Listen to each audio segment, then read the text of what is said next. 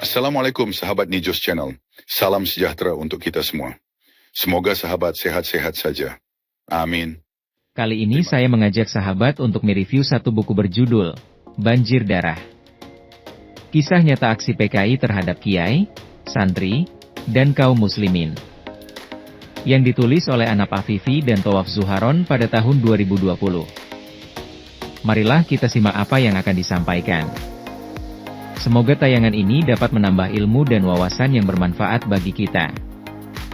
Jangan lupa subscribe, like, share, komen dan nyalakan lonceng notifikasinya. Selamat menyaksikan. Buku yang akan kita bicarakan hari ini bukan buku yang ringan. Bukan bacaan sebelum tidur. Dan bukan pula bacaan untuk mereka yang ingin sejarah disajikan dengan nyaman. Judulnya Banjir Darah. Dan prolognya dibuka dengan kalimat yang mengguncang. Merah putih itu nyaris berganti palu arit. Video ini dibuat bukan untuk menebar kebencian, melainkan untuk mengingat. Karena bangsa yang lupa sejarahnya, sedang menyiapkan luka yang sama untuk terulang. Saudaraku yang dirahmati Allah, tidak semua sejarah ditulis dengan tinta. Sebagian ditulis dengan darah. Dan tidak semua kemerdekaan datang sebagai hadiah. Sebagian datang sebagai amanah, yang dijaga oleh air mata dan nyawa. Hari ini kita akan berbicara tentang sebuah buku, bukan untuk membuka luka lama. Tetapi agar luka itu tidak terulang. Karena iman mengajarkan kita satu hal, melupakan kebenaran adalah awal dari kezaliman baru. Buku Banjir Darah, bukanlah buku sejarah akademik yang dingin. Ia tidak disusun dari ruang arsip yang steril. Melainkan dari luka ingatan dan kesaksian penderitaan. Penulis buku ini tidak sedang berdebat, tidak sedang menimbang untung dan rugi politik. Tetapi sedang bersaksi. Karena ada sejarah yang tidak cukup hanya dihitung dengan angka.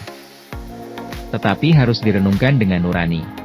Prolog buku ini ditulis dalam bentuk surat terbuka kepada seorang anak bangsa. Yang membawa baki bendera pusaka pada peringatan kemerdekaan Indonesia. Ia adalah simbol generasi muda Indonesia, generasi yang lahir di masa damai.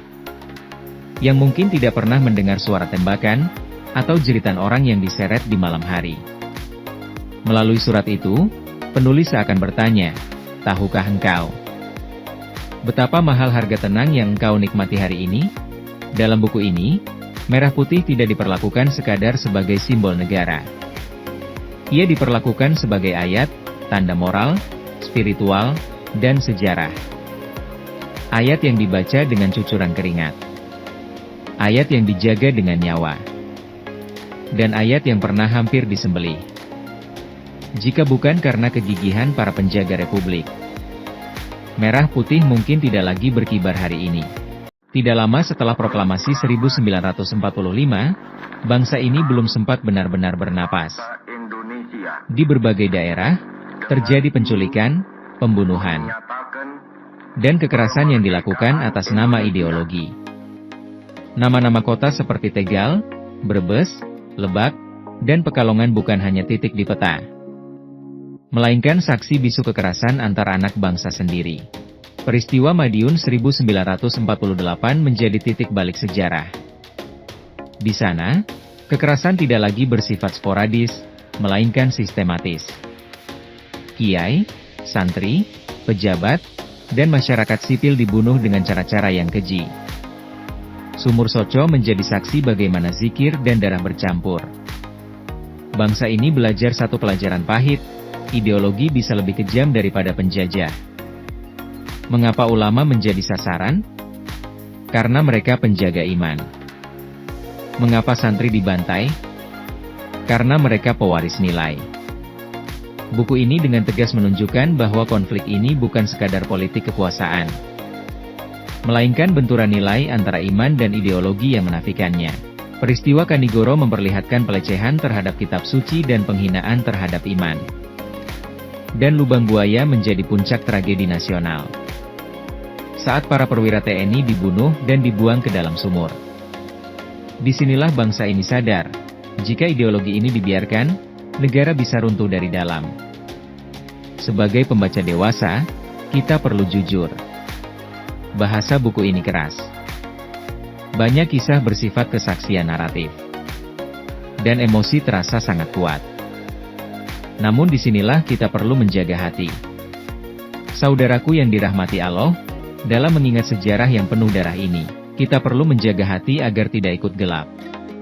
Kita boleh bahkan wajib menolak sebuah ideologi yang menolak Tuhan, merendahkan iman, dan melahirkan kezaliman. Namun iman juga mengajarkan untuk membedakan antara kesalahan sebuah paham dengan martabat manusia. Ideologi boleh kita lawan dengan tegas. Tetapi manusia tetap harus kita perlakukan secara manusiawi. Sebab jika kebencian kita tidak dibatasi oleh keadilan, maka tanpa sadar kita sedang meniru kekerasan yang justru kita kecam. Mengingat sejarah bukan untuk mewariskan dendam, melainkan untuk menjaga nurani agar kezaliman serupa tidak pernah terulang. Ya Allah, jaga hati kami agar kuat dalam kebenaran, lembut dalam kemanusiaan, dan teguh menjaga negeri ini dari segala bentuk kezaliman. Indahnya, buku ini ditutup dengan kesadaran yang sangat Indonesia. Bahwa hari ini, umat Islam bisa sholat, Allahu Akbar.